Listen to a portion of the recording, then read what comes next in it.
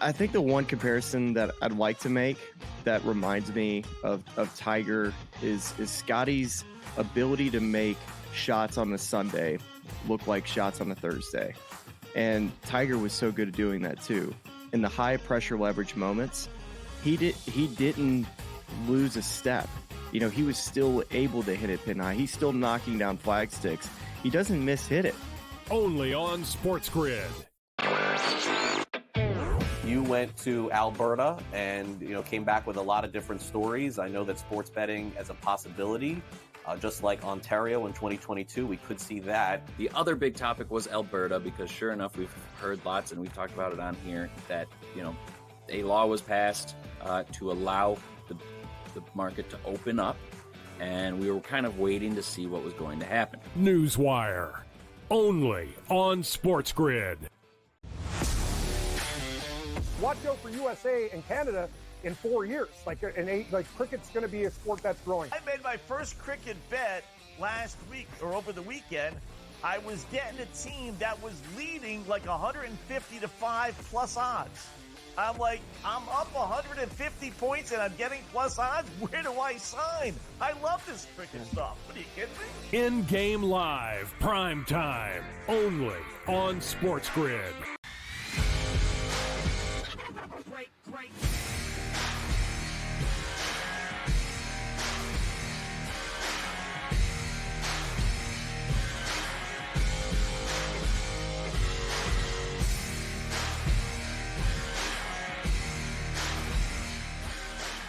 All right, welcome back. Fantasy Sports Today. Thanks for tuning in. It's 10 a.m. here on the East, 7 out West. This is FST on SportsGrid every Saturday morning, 9 a.m. to 11 a.m. Eastern. George and I in the thick of the fantasy baseball team. I know a lot of fantasy content creators at this point have taken their ball to move it over to some fantasy football. But George and I, being the big baseball guys that we are, we continue to roll on. In fact, just to kind of give you an idea how the show is going to flow, next week, George is off, by the way. He's got a well-deserved vacation. I will be with you here. We'll recap the first half of the fantasy baseball season. And then when I get back and when George gets back, the end of the month, we'll start kicking into some fantasy football discussion. That's coming for you when training camps open later this month in July. Boom or bust candidates, we call it bounce or bust candidates in the second half, because we're looking for some bounce backs, George. Let's start off with the Boston Red Sox. I just saw a couple of games they played against Miami. They dominated, they swept, and Masataka Yoshida did absolutely nothing. 259, 3 home runs, 18 runs driven in.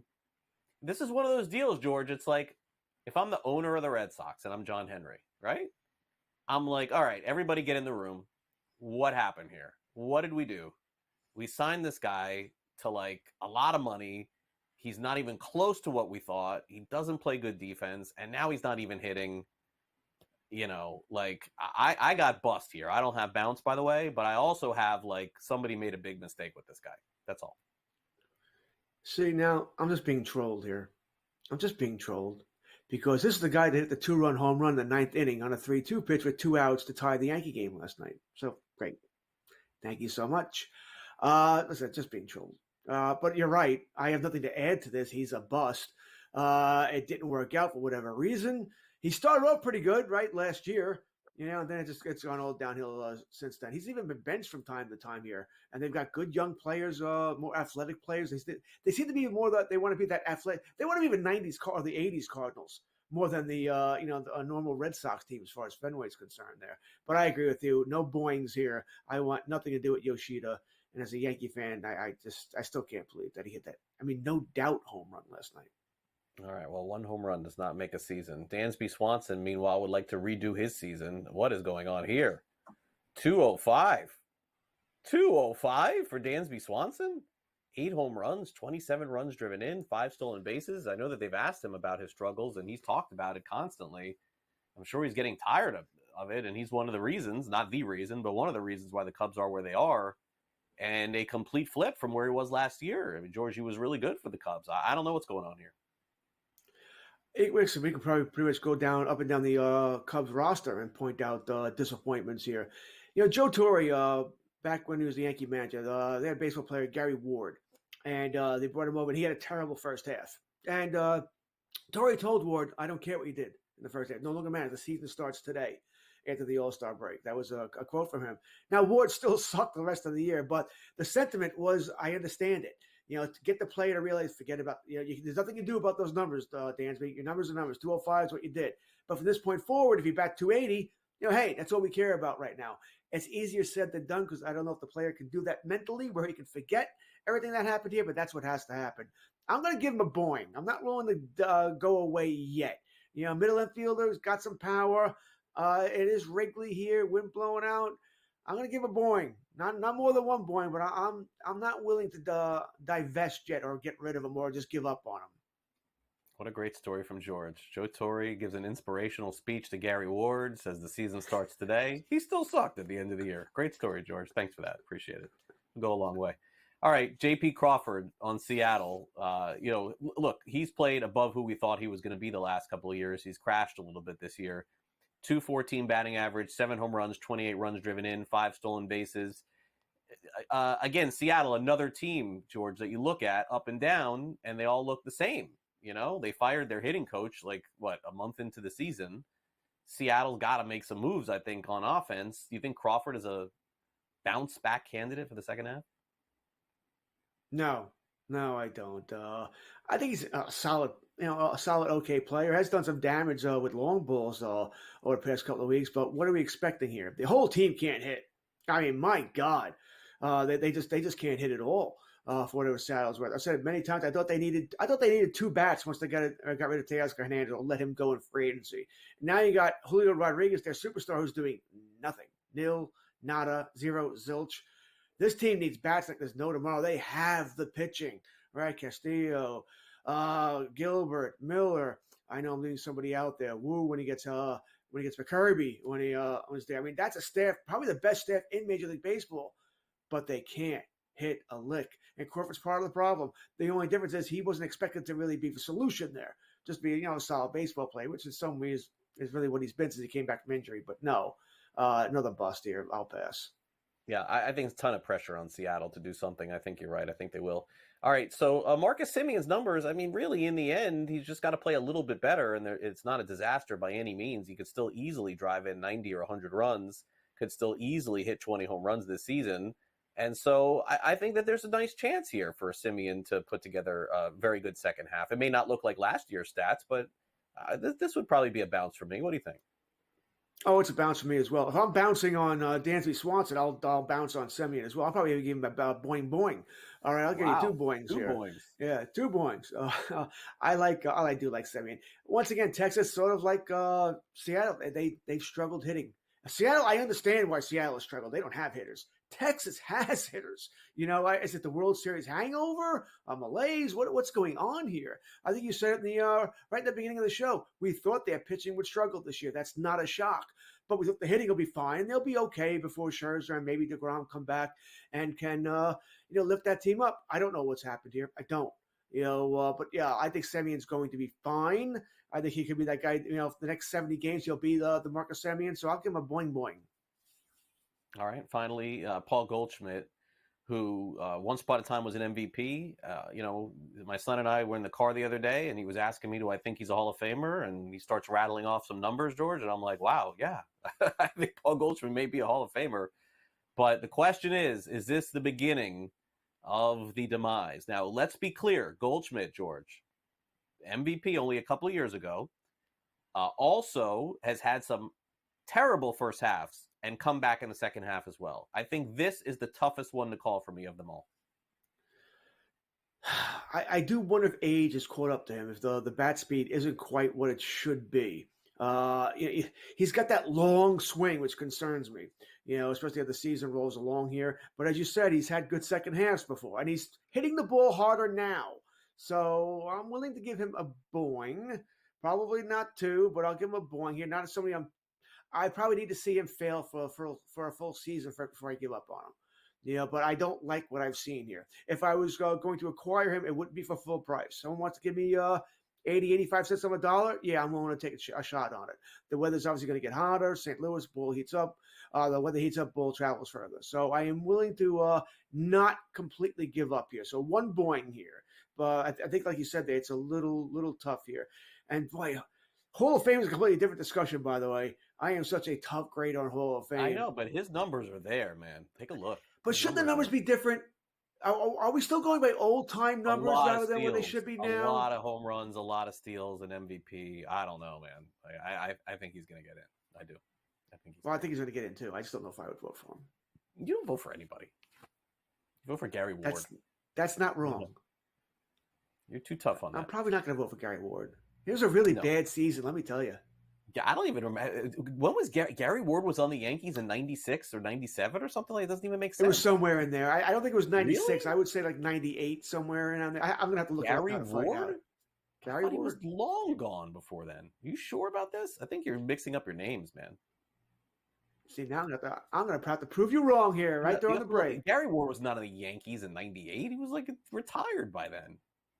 Maybe it's Darryl Ward, his son? No. Not Darryl Ward. I'm looking. Right. I'm We'll looking. hit pitchers. We'll be right back. Break.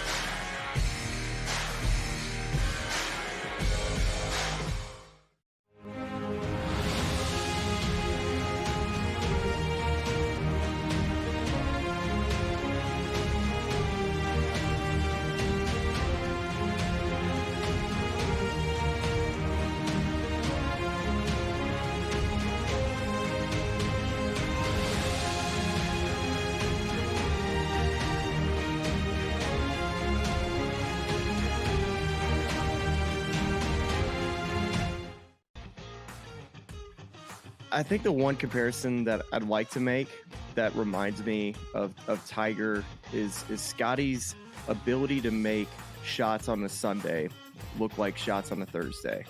And Tiger was so good at doing that too. In the high pressure leverage moments, he didn't lose a step. You know, he was still able to hit it pin high. He's still knocking down flag sticks. He doesn't hit it. Only on SportsGrid. You went to Alberta and came back with a lot of different stories. I know that sports betting as a possibility, just like Ontario in 2022, we could see that. The other big topic was Alberta, because sure enough, we've heard lots and we've talked about it on here that a law was passed to allow the market to open up, and we were kind of waiting to see what was going to happen. Newswire, only on SportsGrid. Watch out for USA and Canada in 4 years. Cricket's going to be a sport that's growing. I made my first cricket bet last week or over the weekend. I was getting a team that was leading like 150 to 5 plus odds. I'm like, I'm up 150 points and I'm getting plus odds. Where do I sign? I love this cricket stuff. What are you kidding me? In-game live, prime time, only on SportsGrid. Break.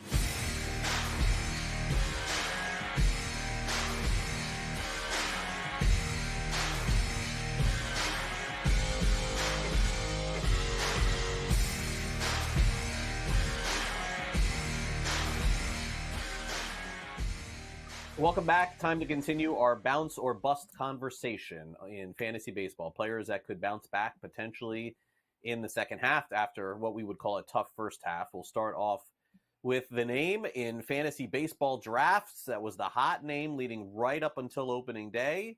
That was Bobby Miller of the Los Angeles Dodgers. My gosh, George, is anybody hotter than this guy in March? And that was that. 6.12 earned run average, 25 strikeouts, 25 innings. We know he's got a lot of potential. I just don't know, George, that the Dodgers are going to be willing to do this again. I feel like they'll get somebody else or they'll use somebody else, roll him back again in the spring next year and see what happens. They're waiting on Kershaw to come back. They're waiting on Buehler to get right. I just feel like the Dodgers are going to get somebody else, and Miller is going to be one of those guys who will be doing this again next year. This is a tough one because he has so much talent here. I think there's a lot of credence to what you're saying there because the Dodgers are playing for one thing and one thing only, and that's the World Series. All right, the regular season doesn't. They look bored to me, by the way. The whole team just looks bored. Like they're just waiting for October to start here. Glass now got lit up again last night. Didn't pitch well. Miller has so much talent that I'm not going to be able to walk away from him, Greg. I'm just not going to be able to do it. And I don't think you're wrong, by the way, because I do wonder what happens when Kershaw does come back. Who's losing their rotation spot? It's not Glass now. All right, it's not going to be Stone, who's been really, really good. No. There's a Paxton. Yamamoto's got to come back too. So there's so much going on here. And you mentioned Buehler. What's going to happen there? There's got 3 starters coming back here, so it is a worry here. But I'm going to be hoping here. He did just come back from injury. I'm going to hope he figures it out, and he'll be that guy again. So I'm not going to be able to walk away, but at best, one Boeing here because I don't think you're wrong, and I am worried that he's going to lose his rotation spot, and it's just a lost year for him. Yeah, I think that you dial it back, you get him healthy again, you get him right, and I think he'll be fine, but I just don't think it's this year. All right, Kevin Gossman of the Blue Jays fronting their rotation. The strikeouts have definitely been there. He's on pace to strike out close to 200 in 97 innings. He just simply hasn't been as good as the Blue Jays thought. The entire Blue Jays team has not been as good as we thought. I would assume because of the money that he's got to stick around, I guess, in Toronto. I mean, maybe he's a trade candidate. I mean, it's not all that terrible here, honestly, George, when you think about it. I mean, the most important part of pitching in fantasy this year are guys like this that have 100 innings at this point of the season because at least they've counted those other stats for you, those strikeouts. They piled them up. The wins, he's piled some up. What do you make of Gossman's second half? This entire team makes no sense. There's talent here that they just don't play well together. I think one of the lines you said there, could he be the guy that goes? Something has to be done, right? I mean, it's not working with Toronto. Something has to be done. We keep mentioning that, maybe Guerrero is going to be traded. Maybe it's Bichette who's going to be traded. Maybe it's George Springer who's going to be traded. Maybe it's Gossman. Maybe he's the guy that goes here. I think he would have value. He had 10 strikeouts last night, pitched well in the loss to was it Seattle, right? He lost the pitchers due to Louis Castillo last night. So I think he would have value out there if they want to move him. The contract's not prohibitive. So but something has to be done here. As far as this segment, he's definitely at least one Boeing. I think he's been solid. The strikeouts are there. You probably need it. Wins are going to be tough to come by. The team's not very good for whatever reason here.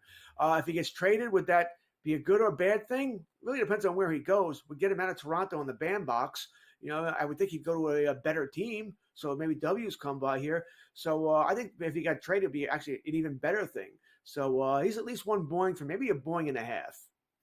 All right, Boeing and a half. We got that. Sounds good. All right, Blake Snell has been Boeing less in the first half of the season. His ERA is 10. 10. Oh, my gosh. 9.51 earned run average for Blake Snell after waiting the entire offseason to sign 23 strikeouts. 23 innings, 31 strikeouts, 14 walks. George, he can't be worse. It's not possible. Can he? I don't even know what a bounce back would look like, but he can't be worse. He's all yours. All right. Anybody you want, you can have him. I wanted nothing to do with him as soon as I didn't want him. I didn't want Montgomery. As soon as they missed most of spring training, I want nothing to do with those guys. You can almost see the bad year happening. I may think spring training is too long, but you have to be there. You just have to be there. This equates me to football, where, when somebody holds out, they always seem to get a soft tissue injury. There's always a hamstring, a groin, something like that. Same thing with pitchers here. So, no. There's a great stat, by the way. In years that Snell doesn't win the Cy Young, his numbers are horrific. All right. He either pitches great or he's lousy. It's not great this year. It's lousy. No thanks. No Boeings. Yeah. All right. Back to Toronto we go. This was the closer that was taken, what, George, would you say? The first closer off the board, second closer, third closer off the board? No lower than that. Jordan Romano. Oh, my gosh. 6.59 earned run average. I mean, George, you know what this reminds me of, honestly? You would remember this. Do you remember when B.J. Ryan was the closer of the Blue Jays? Remember? His ERA was like 1.5. He was the best closer ever. He was one of the first closers off the board. When are people going to learn their lesson? No offense to Romano, by the way. Drafting a closer high in fantasy is just a huge mistake. And I mean, imagine doing this. It's a complete zero. It is. He's just had arthroscopic surgery, so he's out until best case scenario mid-August. And he's going to come back in and be great for you. Yeah, good luck with that. Because that's not happening. No, it is a bust. It's a major bust. You said it. I mean, he was probably no worse than top 5 closer off the board, maybe top 3. All right, I think Doval, Clase would have been 1-2 there. No, bust here. I want nothing to do with him. He's all yours. And finally, Framber Valdez, you made your point earlier for people who missed it. You're not predicting any massive comeback for Valdez. But by the way, if he threw 170 innings with this ERA and these amount of strikeouts, you would take it. I mean, that's the dynamic in fantasy. Right, I may not be willing to pay full price for him, but he's a Boeing, probably a Boeing and a half. He's still a good pitcher. I just don't think he's returning the value we wanted at draft time, which is what, 3rd round, 4th round. I think he may be a 7th, 8th round value, but he's still a guy I'd want on my team. I don't have 5, 6 better starters than Framber Valdez. At least I highly doubt it. I just don't think he's the guy that we all thought coming into the season that he would be. Yep, would agree. All right, coming up next, we take a look at the Cy Young odds in the National League, very similar to the way that they have looked over the last couple of weeks. The same 3 or 4 names have been at the top really since April. Could there be any potential shifting? George and I will touch on that next as we continue with more fantasy baseball talk here on FST Saturday morning, right after this quick timeout. Great.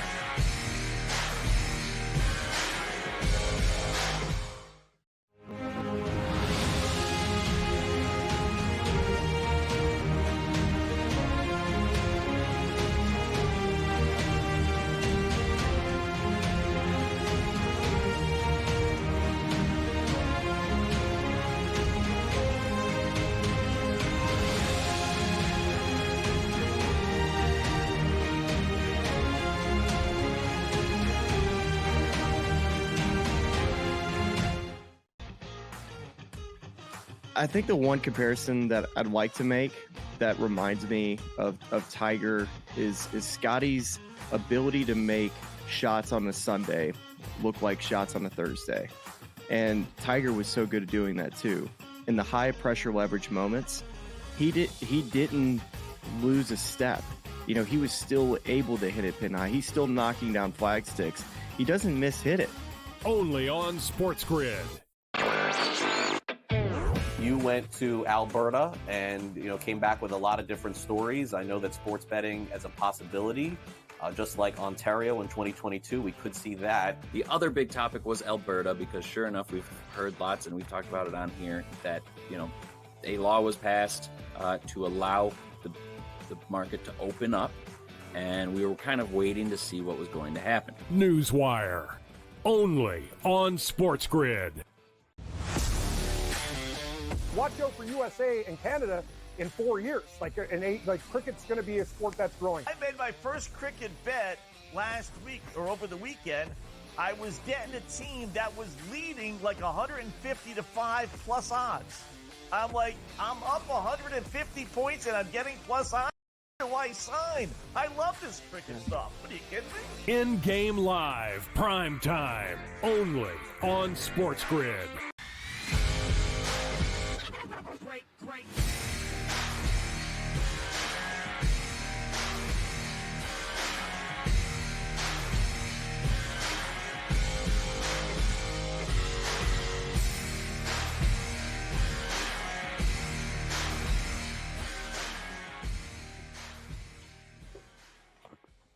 All right, welcome back to Fantasy Sports today. George and Craig here with you as we go to 11 o'clock Eastern here on SportsGrid. And George and I now going to dive into the latest in the National League Cy Young before we bring in Gray Albright of Razzball. And George, the odds, sort of normalized here. They kind of look the same as they have, with Zach Wheeler right now still being the favorite to win the National League Cy Young at plus 180. He's having a great year. We'll talk about him in a minute.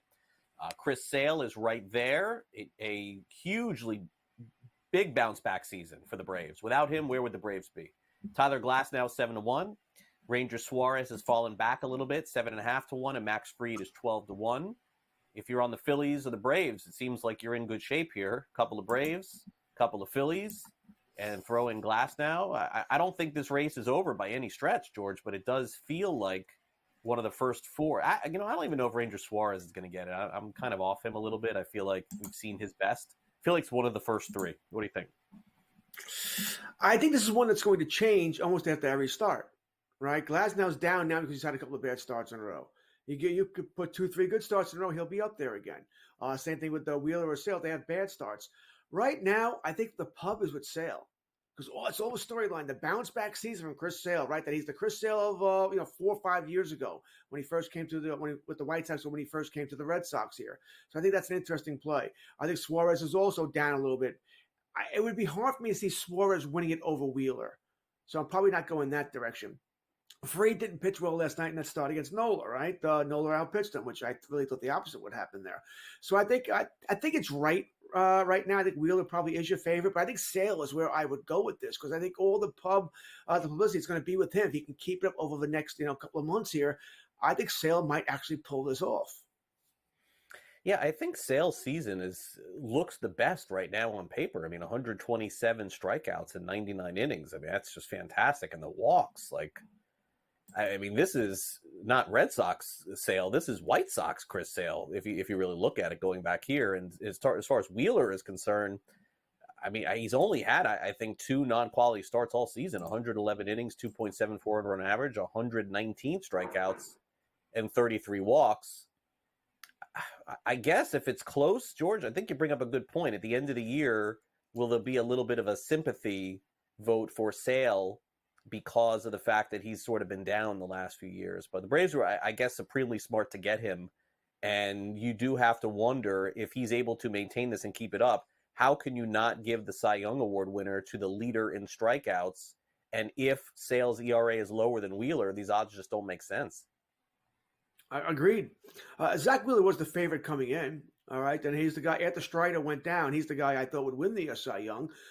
Didn't go on a limb there. He was, one of the best pitchers in the National League period there. So, like I said, I think Wheeler, I just don't think there's a lot of love for Wheeler for whatever reason because he was the favorite. Right. So we always want the guy to come as from behind. The underdog in this case. And Chris Sale's a great story because of all the injuries he's come back from. But he's got to do it for 3 more months here and another 12, 13 starts, whatever it might be. So it's a lot to ask. We'll see here. But like I said, if I was going to place a bet on this, and when I can't in New York, we can't bet on individual player awards. Go figure. I would go with Chris Sale. Max Fried, real quick, 12-1 to win the Cy Young. I don't think he's going to win it, George.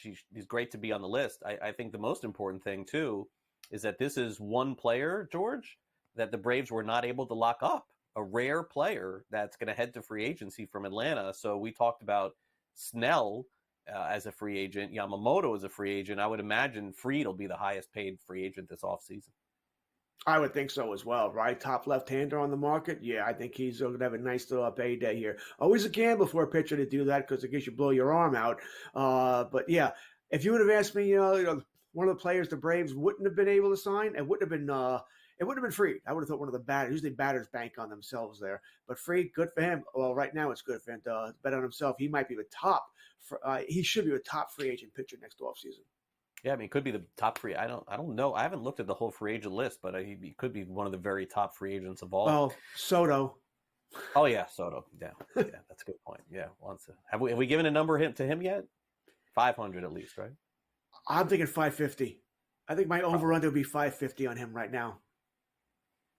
550. It'll be sad to see him leave, George. Go to the Dodgers. It's going to be painful for him. He's not going to the Dodgers. He doesn't want the West Coast. I can see him going to the Mets. I think Cohen wants him. I think Cohen's going to go bananas for him. The Mets. They have no idea what they're doing. Speaking of which, we'll hit on that. Luis Severino. We'll talk about him and some other players next. Gray Albright joins us from Razzball.com right after this quick break. Stay with us on the grid. Great.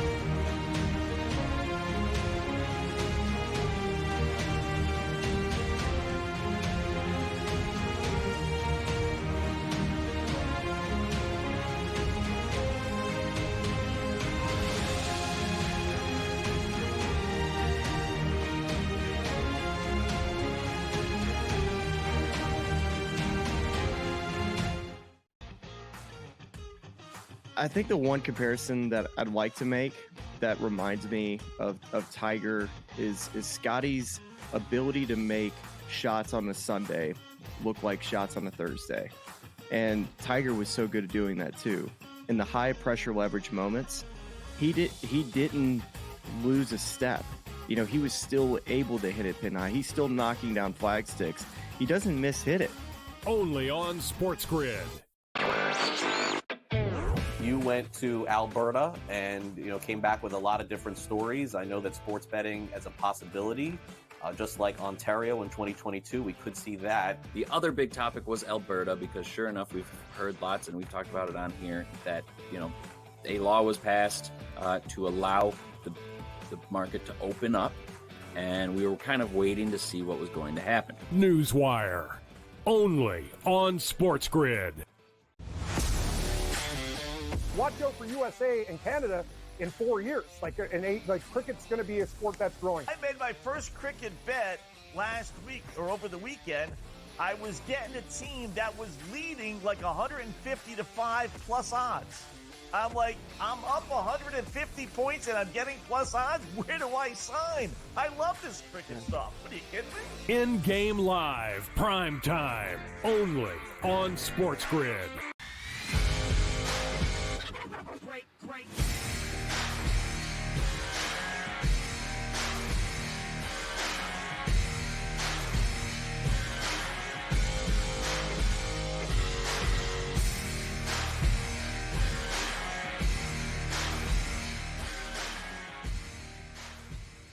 The Major League Baseball All-Star Game used to be right around the 80-game mark, 81, 82-game mark in Major League Baseball. I don't know what has happened. I mean, they're starting these seasons now in March, and so when they play the All-Star Game coming up in less than 2 weeks, teams are going to have played 100 games, so we have quite the amount of data to go over, more than the first half.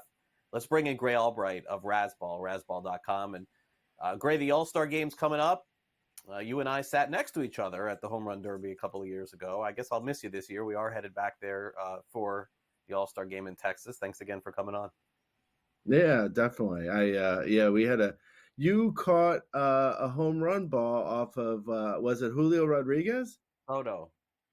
Juan Soto. That's right. Yes. Oh my God.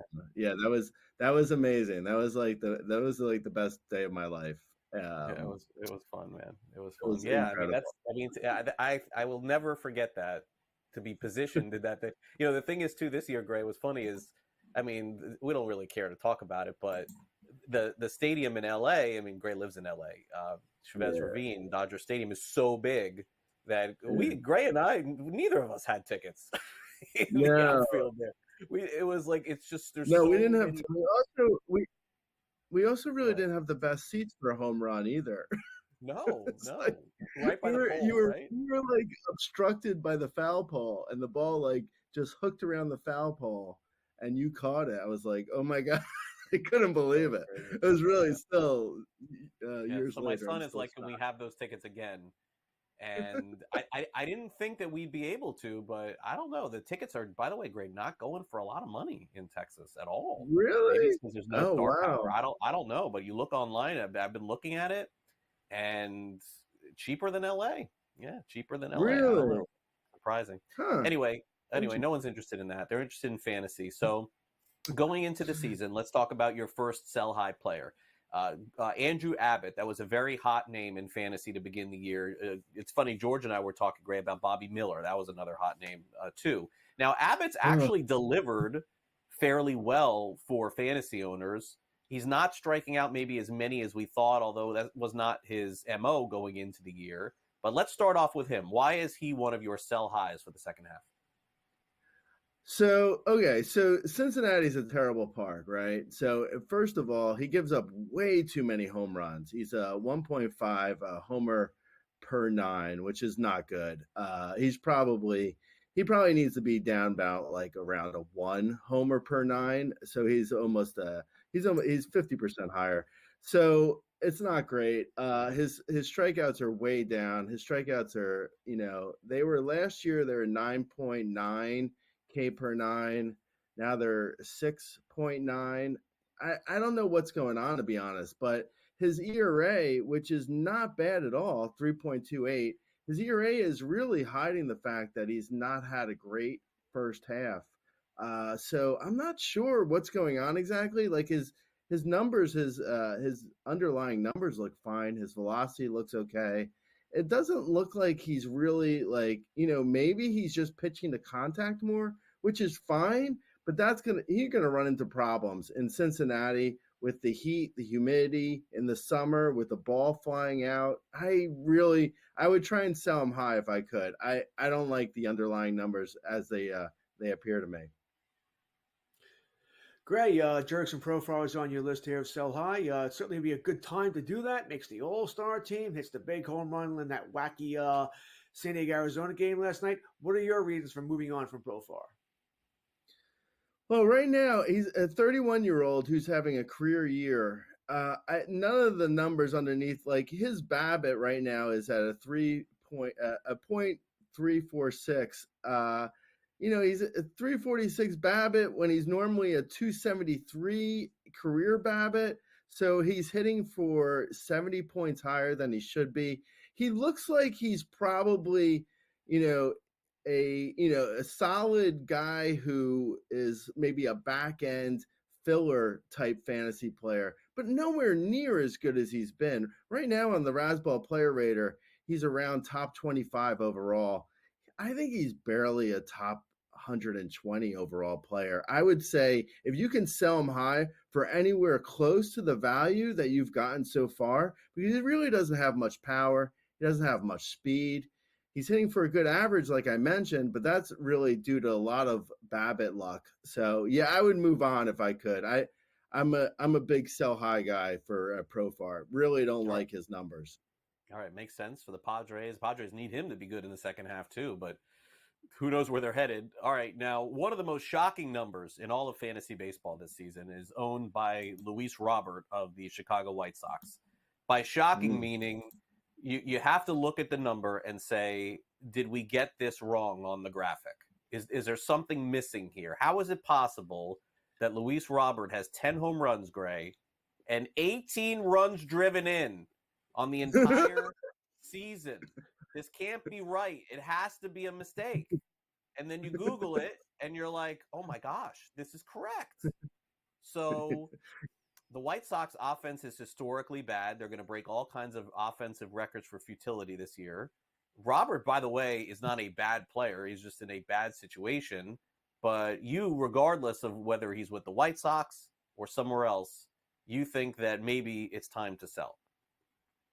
I think this one's a little different than the first two. I'm saying to sell him more on just his name value. His numbers haven't been great. Like you mentioned, the RBIs this year so far. He hasn't even really played that much, which is sort of my sell position, is like he never plays. Last year he stayed healthy, but it was the first year in 3 years he stayed healthy. He's so injury prone. I think that where I'm seeing him go, I see him get traded and everyone gets excited about him. And at that point, that's when you sell him in the next couple of weeks when he gets traded, because he will get traded. And when he gets traded, excitement, enthusiasm is going to be through the roof for him. And at that point, I would say sell him, because he's nowhere near as good as people think, and he's also probably due for an injury. So yeah, I'm not a fan, unfortunately. I can tell you those home run and RBI numbers bring to my mind Kevin Moss of the Yankees back in the late 80s. We've seen him hit 30 home runs and driving 44 runs just to drive me insane. Our next guy on the list here is he didn't pitch well again last night, right? Got bombed. Tyler Glasnow, back-to-back starts now, has not pitched well against San Fran, and again last night against Milwaukee. What are we doing with him? Yeah, I think because like with Glasnow, and you mentioned earlier on the other segment about Bobby Miller, the Dodgers have a lot of pitching, and they have they're coasting to the playoffs, so there's no reason why they should throw Glasnow for they're not going to push him. Like right now, he's about 11 innings off his career high for innings. Why throw him anymore? and he's pitching fine, outside of the blow up that you said. But he's pitching like his peripherals look okay. He doesn't look like, he's due for a major fall. But I also feel like the Dodgers are going to throttle his innings, pull him back, give a phantom injury. And when he goes, when Glasnow goes to the IL and there's only 80 something games left or 70 games, it's like, what are you getting from that? What are you going to get? Another 30 innings maybe? Right. And then they're going to, save him for the playoffs. I don't know. If you can sell Glasnow with that knowledge that he's probably going to get shut down or a fake injury, I would sell him. Yeah. I mean, it's a great point, Gray. I mean, the entire Dodgers team is vulnerable in September to be getting some rest. I mean, that's just, I know they're going to have some rest from the end of the year to the playoffs, and the Braves will tell you that's not the best idea because they've fallen, but the teams are not going to change the way that they approach that. They're going to shut guys down. All right, Gray, happy July 4th to you. Happy holidays. Thanks for coming on. We'll see you again next week. We'll put a bow on the first half of the season. All right, like. Great.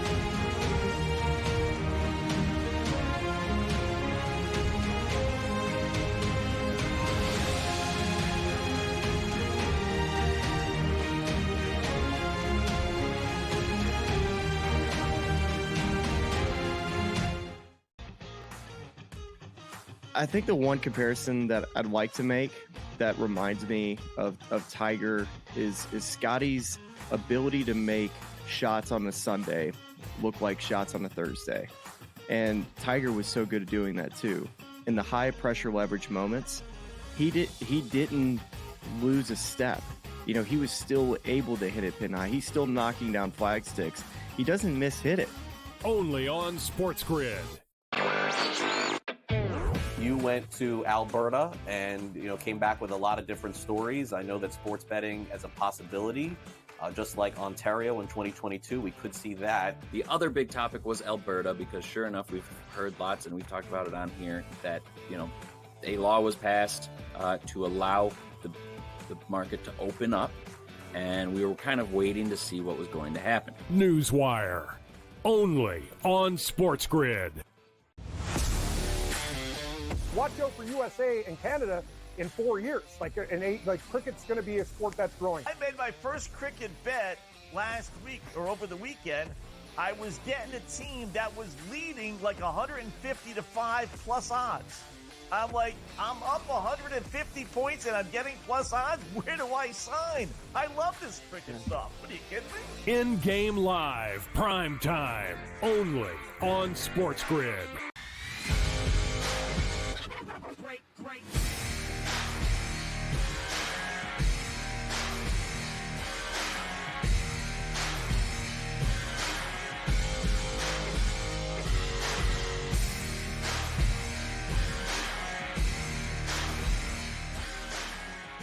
All right, before we get to fantasy or reality, hopefully you had a good July 4th. George, what was were you barbecuing out there July 4th? What did you do?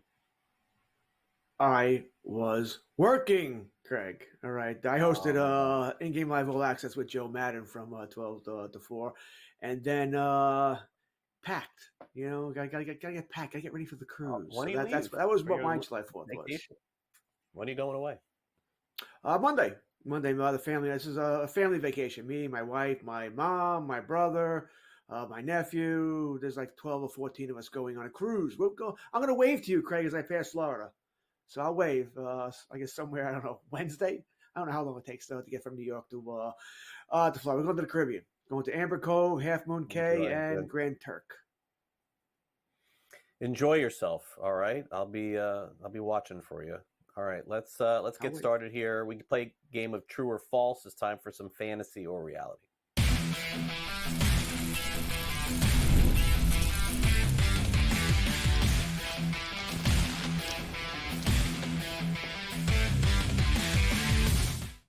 All right, let's get started with Shohei Ohtani. He's the favorite to win the National League MVP. He's had a fantastic first half. Very disappointed, by the way, he's not going to be in the home run derby. I mean, baseball, with the home run derby being almost a week away, has only named 2 players to home run derby. I mean, this feels kind of late in the game to be asking players to play in this thing. But regardless, Ohtani's career high for home runs is 46, George, fantasy or reality. Ohtani will hit 47 or more in 2024. First, the home run derby, by the way, you're right. It is very late. I just think they should forget the All-Stars. Let anybody who wants to play in it. Put Joey Gallo in it, right? We all want to see balls hit 900 feet. I don't care if Gallo's an All-Star or not. That's the way I think they ought to handle that. Will Shohei Ohtani hit 47 home runs there, set his career high? He's already got, this is close. I think, remember what Gray just said? I think you and I believe it as well. The Dodgers probably will rest people, in September. But he's already got 27. He's on pace, for low 50s here. So even resting him, I'm going to go this is a reality. I don't know if he's going to get 50, so it might be really close here. But I think he's having an MVP season. I think he is going to win the MVP of the National League. I think home run's going to be a big part of the reason why. I'm going to say reality here, Craig. I think he's going to hit 47 plus, and I think he does get the 50. Yeah, I think so too. And this is one of those players that he's not going to be able to sit at the end of the season chasing 50 or something like that. You and I are on the same page here. As long as he is just a designated hitter, nothing else is taken away from him. In a season where he's a pitcher, maybe a little bit tougher. 46, again, he's done that before. I do agree. I think he goes over this number, 47 plus. That's reality for me. Meanwhile, I don't know why Aaron Judge is still the favorite to win the American League MVP when this guy Gunnar Henderson is clearly the man in the American League. I mean, to me, this is the MVP of the league. Also, Bobby Witt is having a fantastic year too. It's a 3-player race at this point. Fantasy or reality, George, Gunnar Henderson will receive more first place votes than Bobby Witt Jr. And to me, I think Gunnar Henderson should win the MVP. Oh, will he receive? This is close. I think it's reality, by the way. I said it last week. Nothing's changed. I think Judge is 1, Henderson 2, Witt 3. Henderson's having a fantastic year. He's a great player. They had that clip. I don't know if you saw it. So it was posted on Twitter of his when he was in high school, his swing in high school, which was atrocious. It's amazing he's become the player he's become with that high school swing of his. I don't know who taught him, or he self-taught, whatever it might be, but they did a fantastic job. This is a great young player. Great young player. He also might hit 50. All right, or really come close to it, which is a big surprise here. Certainly going to hit the 40s at the very least here. Will he receive more first-place votes than Bobby Witt? Bobby Witt's a fantastic player as well, and I think any team would be lucky to have either one of these guys starting for you. The thing is, even though Kansas City's playing well this year, Henderson's getting more pub. For whatever, he's getting more pub here. The Orioles are going to win the American League East. They very well might. I know it won't matter as far as the voting is concerned. They'll be in by then, but they very well might go to the World Series and represent the American League here. I'm going to say this is reality. Henderson will get more first place votes than Witt. This is not a knock on Witt. Witt is great too. I think Henderson will get more first place votes. Yeah, I have to agree. I think we're on the same page here. So I'll go reality as well, because I just basically said that I think he's the MVP of the league. Look, the Yankees were playing fantastic, and Judge was an easy pick at that time. But as of right now, the way that I see it, if the Yankees keep playing like they're playing, I mean, they may make the playoffs, but they ain't going to beat the Orioles out here. And then Henderson, to me, is the MVP of the league. So, yes, I have more first-place votes for him than Bobby Witt Jr., who's also fantastic as well. By the way, give the Royals a lot of credit, too. We don't talk about them enough here on the show. All right, now let's move over to the American League West. The tables have turned. The Astros are back. I'm not really sure even how they're doing it, to be honest. I guess it's just by beating up on Texas and beating up on Oakland and some of these bad teams in the league. Now, Seattle is still sort of in the driver's seat here, I think, to win the division. But, George, do you think the Astros will come back and overtake them? Fantasy or reality, the Astros win the American League West this year.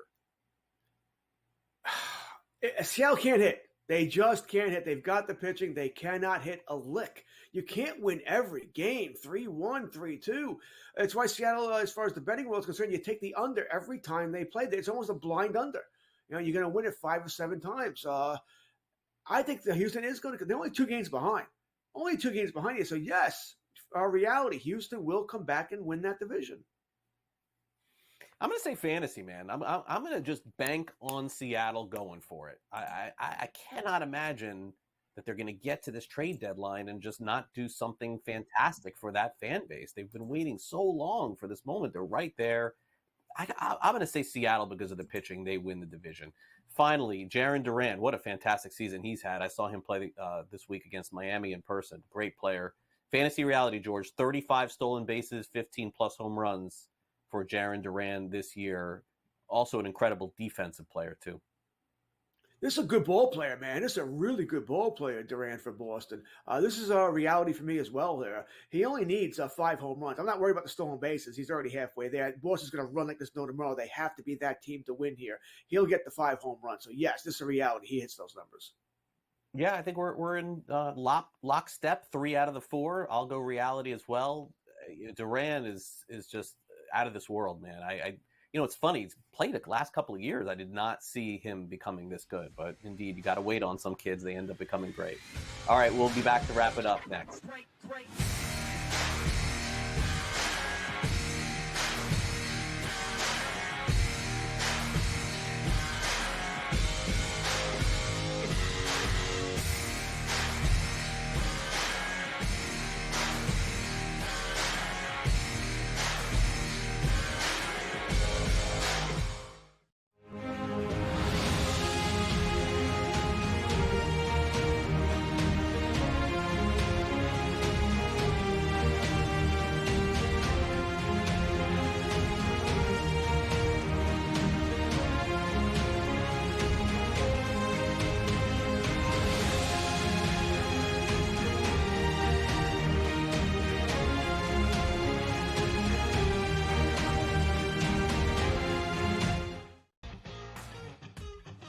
I think the one comparison that I'd like to make that reminds me of Tiger is Scotty's ability to make shots on a Sunday look like shots on a Thursday.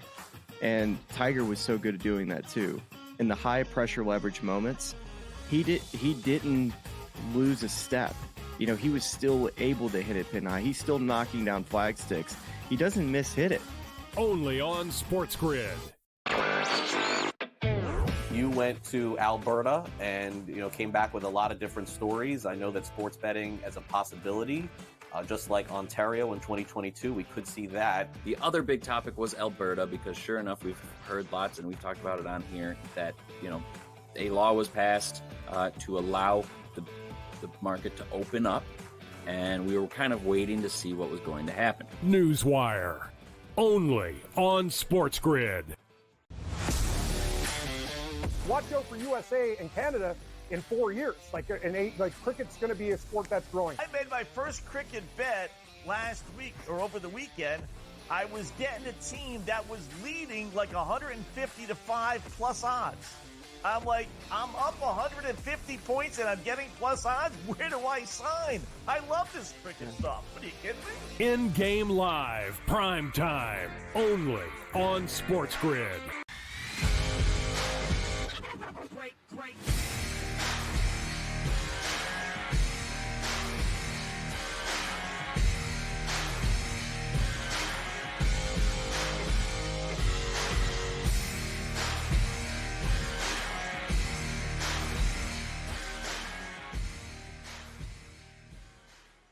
Welcome back to Fantasy Sports today. Coming up at 11 a.m. Eastern, we have Kevin Walsh as he's getting you ready for all the action today. That's 11 a.m. Eastern. Kevin on deck up next in 5 minutes from now. 5 Grand Slams in Major League Baseball on Friday. That's tied for the fourth most on a single date in history. How about that? 2017, there were 7. 2021, there were 6. 2000, there were 6 as well. I don't know, George, that slipped my mind from yesterday. I didn't realize that there were that many last night. I didn't realize either. He just said, I knew there was a couple going through my, Hoskins hit one and such, but I didn't realize there were that many. I hadn't even seen that posted anywhere. There were that many. So it was a wild night in baseball last night between that Houston, Minnesota game, the San Diego, Arizona game, the Red Sox, the big comeback against the Yankees. So it was the Pittsburgh Pirates ran out of fireworks, right? They hit so many home runs, They ran out of fireworks. Yeah, the Pirates I would just love to see them competitive down the stretch. I hope they are. Skeens was so good last night. Maybe he'll play in the All-Star game. We'll find out next week. George is taking the week off. I wonder if he has something to complain about with a vacation for George and his family on deck. It's time now for the SportsGrid 60.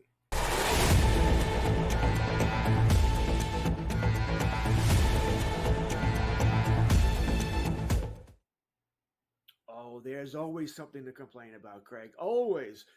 The All-Star uniforms. Have you seen these things? I mean, what are we doing? I mean, really, what are we doing? I know it's all about money, right? They got to have a different uniform for everything. But these things, the American League uniform looks like something I might have worn on my Little League team in the 70s. It's just American League. Done. That's it. Now, Craig, you and I are from a different age here. And I understand nowadays you get to watch every game. You got the package. Most of us have the package. You watch any game you want, see any team you want. But back in the 70s and 80s when it was only Saturday afternoon baseball, maybe Monday night baseball where you saw different teams, the All-Star game was cool because you got to see all the different uniforms in the dugout, right? You would see the Dodgers, maybe Ron Cey, Davey Lopes, the Phillies, whatever, the Reds. You got to see all the different uniforms. It was just cool. Now they all wear the same uniform, and you don't know who the player is. Why? It's money. That's why, because people are going to buy these things. Really? Who the hell are buying those jerseys, by the way? You can wear the regular jerseys, just slap on an All-Star patch, and that's a different jersey, and people will buy that. Those uniforms are just gross. I guess I'm guilty. A couple of years ago, I did buy an All-Star jersey. Yeah, my son wanted a jersey. What am I going to do?